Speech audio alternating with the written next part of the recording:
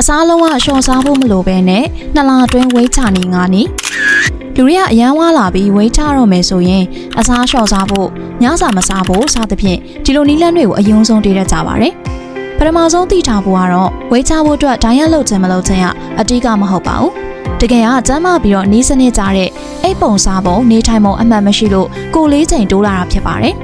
ဒါကြောင့်အစားလုံးဝရှော့စားစရာမလိုပဲနဲ့ဝိတ်ချစေတဲ့နီးငါးနီးကိုမျှဝေပေးလိုက်ပါတယ်နံပါတ်1အစားအသောက်မနက်စာနဲ့ပတ်သက်ပြီးတော့ပြောရမယ်ဆိုရင်တော့စားမယ့်အချိန်နဲ့ပုံစံမှန်မှုကအရေးကြီးပါတယ်မနက်စာကို8နာရီမထိုးခင်မှာတည်တည်ချာချာဘိုင်းဝါအောင်စားပါမနက်စာစားရင်ပရိုတင်းတက်ရအောင်လို့ပဲကြက်ဥခဲဥနဲ့ကစီတက်ရအောင်လို့ထမင်းချက်ပတ်တီစသဖြင့်စားနိုင်ပါတယ်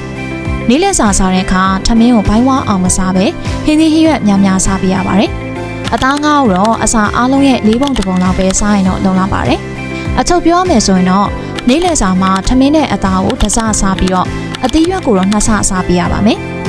ညစာမစားတာကသင်ရဲ့ကိုယ်အလေးချိန်ရောကြောင်းမှုနှေးကွေးစေပါတယ်သင်ခန္ဓာကိုယ်ကအစာလုံလောက်အောင်မရတဲ့အခါမှာရတဲ့စာကိုရေရှည်သုံးမှုအစီဖြင့်စုဆောင်းလိုက်တဲ့အခါမှာဝိတ်ကပိုပြီးတော့တက်သွားစေပါတယ်အဲ့တော့တကူတတိထားမှာက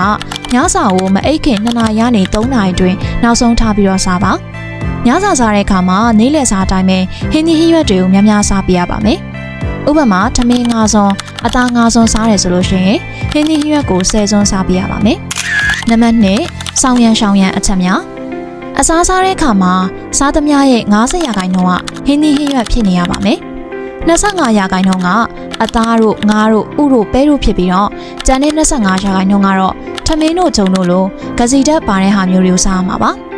တည်တည်ကိုကြိုက်တဲ့လောက်စားလို့ရတာမှန်ပေမဲ့ညစာအဖြစ်တော့မစားပါနဲ့အစိမ့်ဆက်တွေကိုတော့အစာပြေစားလို့ရပါတယ်ဥပမာဖယုံစိတ်နေကြစိတ်ဘန္နာစိတ်မြေပဲနေတိုင်းကိုရေ2လီတာဝန်းကျင် green tea ရေနွေးချမ်း2ခွက်တောက်ပါထမင်းစားနေတဲ့အချိန်မှာရေနွေးချမ်းတောက်တာပို့ပြီးတော့ကောင်းပါတယ်နိုင်ငံခြားထုတ် ready made မုတ်ထုတ်တွေမစားပါနဲ့ပြီးတော့အချုံနဲ့အာလူးကြော်တွေလည်းလုံးဝရှောင်ပါနံပါတ်3ကိုလန်းလေးကျင်ငန်းကိုလန်းလေးကျင်ငန်းလုပ်တဲ့အခါမှာနေတိုင်းကိုပုံမှန်မိနစ်20ရာနေနိုင်ခွက်လောက်လုံးရင်ကိုအဆင်ပြေပါတယ်လမ်းလျှောက်တာမျိုးပေါ့ပေါ့ပပလောက်လုံးရင်လည်းရပါတယ်တကယ်တော့ကိုလန်းလေးကျင်ငန်းကြောင့်ခန္ဓာကိုယ်ရဲ့အဆီတွေလောင်ကျွမ်းသွားရင်ရပါပြီတိတ်ပြီးတော့တီတီမမရောလှုပ်ရှားမလို့ပါဘူးနံပါတ်4စိတ်လေးကျင်ငန်းဝိတ်တက်စေတဲ့အကြောင်းရင်းတွေကတစ်ခုကတော့စိတ်ဖိစီးမှုကြောင့်ဖြစ်တာပါစိတ်ညစ်ရင်ပို့ပြီးတော့ဝါတယ်ဆိုတာမျိုးကြားဖို့ကြမယ်ထင်တယ်စိတ်ညစ်တဲ့အခါမှာတင်းရဲ့ခန္ဓာကိုယ်ကတကြားတက်ကိုပို့ပြီးတော့တောင်းတလာတယ်အဲ့တော့တကြားတက်လှူလာတဲ့အခါမှာအချိုတွေကိုစားမိပါတယ်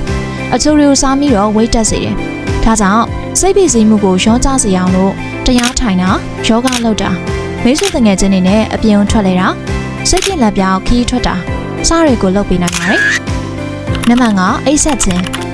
အိပ်ဆက်ခြင်းအနေနဲ့ည7:00 နာရီမတိုင်ခင်အိပ်ဆက်ပြီးတော့မနက်ကို9:00 နာရီနိုးထတာအကောင်းဆုံးချိန်ဖြစ်ပါတယ်။တချို့အစိုးရမအိပ်တတ်တဲ့သူတွေကတော့ပုံမှန်အိပ်ချိန်9:00 နာရီလောက်ရှိရင်အဆင်ပြေပါတယ်။အရင်မိုးရင်ဝိတ်ပိုတက်လာနိုင်လို့ပုံမှန်အိပ်ချိန်နဲ့ထားချိန်က9:00 နာရီနဲ့10:00 နာရီကြားဖြစ်ဖို့အရန်အရေးကြီးပါတယ်။တခါတလေဝိတ်လျှော့ဖို့ဆိုတာအစားမစားနိုင်တဲ့စိတ်ဖိစီးမှုတစ်ခုလိုပဲခံစားရတတ်ပါတယ်။ဒါမဲ့ဒီနေ့ပြောပြခဲ့တဲ့နီလန်၅မျိုးကတော့အစားအစာကိုတားဆီးထားတာမဟုတ်ပါဘူး။ဘယ်သူမဆိုလိုက်နာနိုင်တဲ့နီလန်တွေပဲဖြစ်ပါတယ်။အဲ့တော့တနေ့ချင်းစိတ်ရှိရှိနဲ့လိုက်ပြီးတော့လုပ်ကြည့်ပါ။တစ်ပတ်နှစ်ပတ်2လဆိုတဲ့အချိန်တွင်းမှာမမျှော်လင့်ထားတဲ့အပြောင်းလဲတစ်ခုကိုကိုယ်တိုင်တွေ့မြင်လာပါလိမ့်မယ်။အားလုံးကျေးဇူးတင်ပါတယ်ရှင်။နောက်ထပ်ဗီဒီယိုတွေမှာပြန်ဆုံတွေ့ကြပါမယ်။